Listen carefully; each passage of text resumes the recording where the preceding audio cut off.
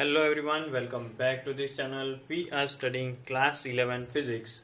In that chapter number 4, motion in a plane. Now we have almost finished the chapter in our previous videos along with the theory and numerical concepts. But this one will be our last theory topic. And again, this topic, uniform circular motion, we have already studied when we were in standard 9. We all know that if any object is moving or an object moves in a circular path with uniform speed or velocity, that kind of motion is called uniform circular motion. So the definition goes like this: motion of any object moving on a circular path with constant speed, uniform speed or velocity is called uniform motion, but in circular direction. So uniform circular motion.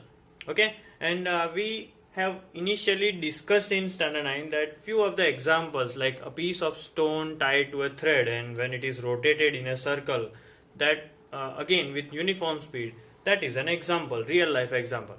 Even the motion of blades of an electric fan around the axle is an example of uniform circular motion. You can take another examples like the motion of the moon and the earth, right? The satellite in a circular orbit which is around the earth, a cyclist on a circular track at constant speed, these all are the example of uniform circular motion.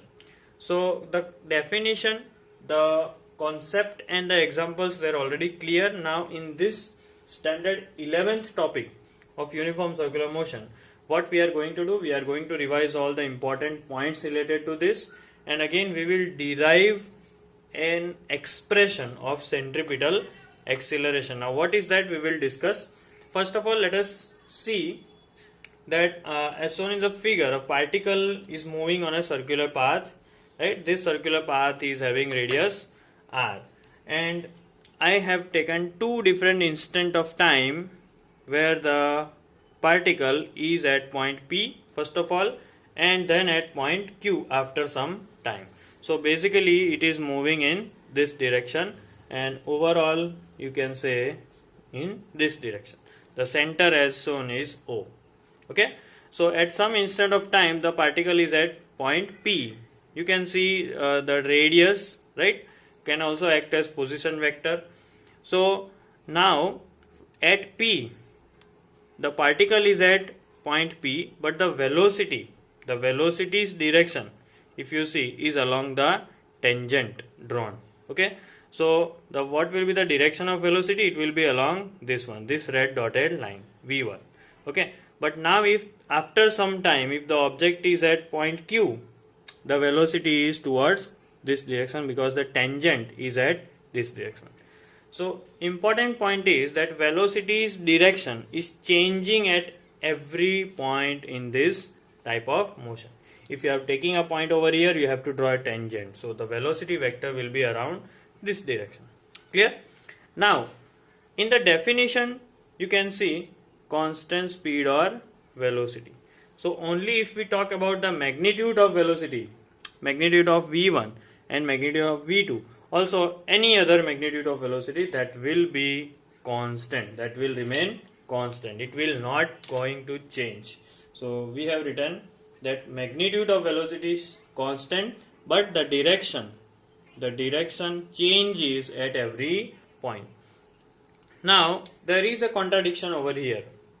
One can say that if velocity is constant, therefore we cannot say that it is an acceleration, right? So this uniform circular motion is not an example of accelerated motion. But here we are wrong. Why? Because you see, even if the magnitude of velocity is constant, that means if you think on the basis of magnitude, you will not feel like this will be an accelerated motion. But if you see the direction of velocity is changing at every point.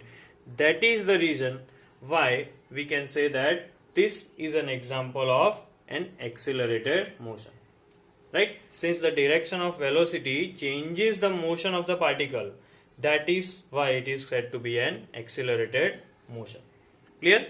So you see, direction of velocity is along the tangent drawn, so that we have seen over here, and also we have known that if only the direction of velocity is changing, then which component of acceleration is responsible? Perpendicular component of acceleration is responsible. So you see, the basic conclusion of this discussion is velocity is along the tangent drawn, right? And also acceleration will be along the tangent or perpendicular. So if v is going to this direction, acceleration will be perpendicular. You see, it is going towards this direction, right? Inwards. Okay. So that is why you see the basic conclusion is that acceleration is in the direction along the radius, which is perpendicular according to our rule, right? And this type of acceleration, because it is going toward the center, is called centripetal acceleration. Okay, acceleration is towards the center, which is why it is known as centripetal acceleration. It is also called radial acceleration, right? Why radial? Because it is along the radius. So always remember, velocity along the tangent, but acceleration along the radius, and it is towards the center. That is why it is called centripetal acceleration. Why I am explaining this point? Because in give reason you can be asked a question that why acceleration in uniform circular motion is called centripetal acceleration. So you have to explain it by the perpendicular component and tangents and the figure. Clear? So I hope basic things along with definition and important points related to uniform circular motion is complete. Now let us go for the derivation of this centripetal acceleration. Now again, see the figure very carefully. Over here we have shown that OP is R, that is radius. OQ is again R, radius is same. PQ is the displacement, so I have written delta R over here. So this is basically related to R, and the angle between is also theta. Now note that over point P the velocity vector is along tangent, so we have named it as V1. Then we have named this at Q as V2. Both are perpendicular to the radius. Okay. Now if I am denoting this velocity 1 vector like this over here, keeping the inclination same. So V1 will be drawn like this. So V2 will be in this direction. And what is the angle between them? That will remain the same, that is theta. Okay. So what will be delta V? Delta V will be the change in velocity in the time interval. From the geometry of this figure you can conclude, and it is very clear, that the triangle OPQ and triangle OP'Q' are similar triangles, right? Based on the geometry of figure, we have concluded that OPQ and OP'Q' are similar triangle. For more clarity, as we have displaced over here, let us name this as O' also. So we will change it at O', P', Q'. Now as we know that if the triangles are similar, what we can do? We can write that the ratios of their sides are also equal. So we'll write P', Q' upon PQ is equal to O', P' upon OP. Can we write like we took O', P', Q' and OPQ, and we just form the ratio. Also one more ratio will be there, but we don't need that. So we will take P', Q', the last two, and the first two. Clear? Now from the figure we have to just replace the values. Now very carefully you see P', Q'. Where is P', Q'? Over here. And what that is? That is delta V. So I am writing delta V. As we will be writing only the magnitude, so we will form formula without vectors. We don't need to write vectors over here. So now from the geometry of figure, what is PQ? PQ is delta R. So right now we are writing delta R. What is O', P'? O', P' is V1 actually, but we will write V. Why? What is the reason behind? Because over here the value or the magnitude of V1 as well as V2 is same, and let it be V only. So right now we have written V. What is OP? OP is nothing but radius. Clear?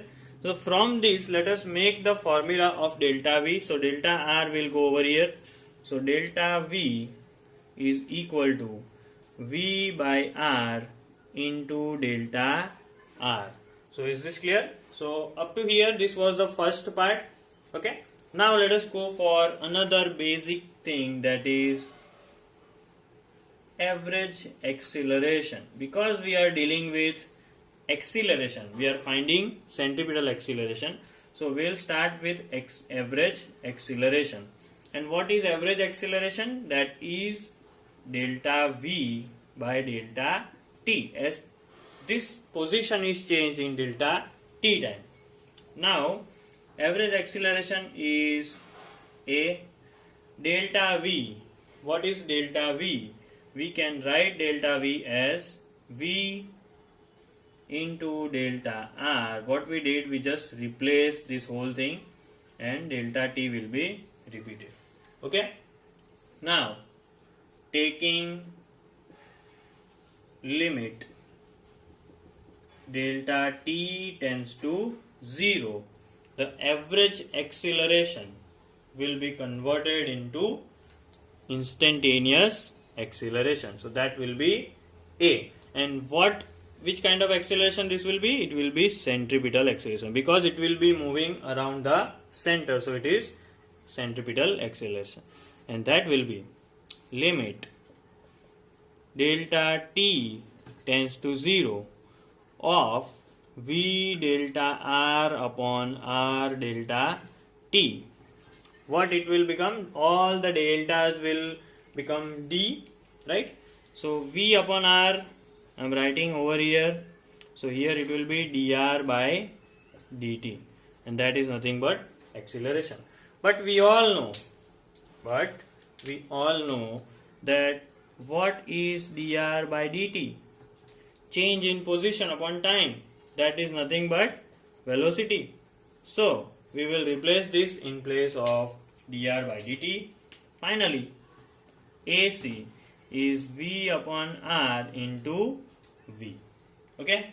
And finally we will conclude that V into V is V square upon R will be repeated, and this will be our formula of centripetal acceleration.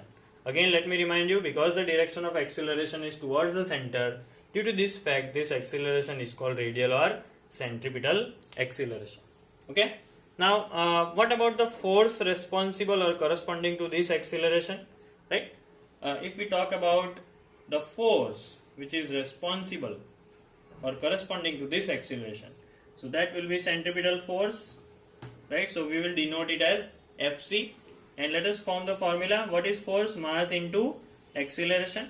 But it is which kind of acceleration? Centripetal acceleration. So finally we have centripetal force equals to mv square by r. So whenever you come across centripetal force formula, what it will be? It will be mv square by r. Only about centripetal acceleration, that will be v square upon r. Clear? So I hope step by step, if you see, along with focusing on the figure, you will easily understand the derivation of centripetal acceleration. Clear? So now that's it for this video. We might be solving few numericals related to uniform circular motion as well. Now in our textbook, there are some extra points which is related to rotational motion, which is not a part of this chapter. Right? We are dealing with motion in a straight line and motion in a plane, which is certainly not related to rotational motion. That is chapter 7, which we are going to deal with it in the later part. But as they are given and a numerical, an example is related to this, so let us understand few basic things. Here velocity is expressed in terms of different and unknown variables. Okay? Right now we are using V for velocity, but this velocity in terms of angles is changed. So here the expression is V equals to r omega. What is r? Actually r is the radius. R is the radius. And what is omega? this is called omega. What is omega? Omega is angular velocity. Okay, so you just have to remember that how simple velocity, linear velocity and angular velocity is related. So it is related by the formula V equals to R omega. What is omega? Angular velocity. It is nothing but the ratio of angular displacement in terms of angle upon given time, right? So this might be in terms of angles. Now if you replace this V over here, what will be the changed formula of centripetal acceleration for rotational motion? Right, this is not for normal motion, linear motion, it is only for rotational motion, right? So it is AC. Now we are putting R omega in terms of V. So here it will be R omega whole square upon R whole square. That means the square will go to both the terms. Now if you see, we can cancel R and R. So finally, what is the formula of centripetal acceleration in terms of angles? That is omega square R. Clear? So if in case there is any numerical asked which is based on angular displacement and angular motion, you may use these two formulas to find out the velocity, the centripetal acceleration. Clear? So that is why I added this extra topic at the end of this point.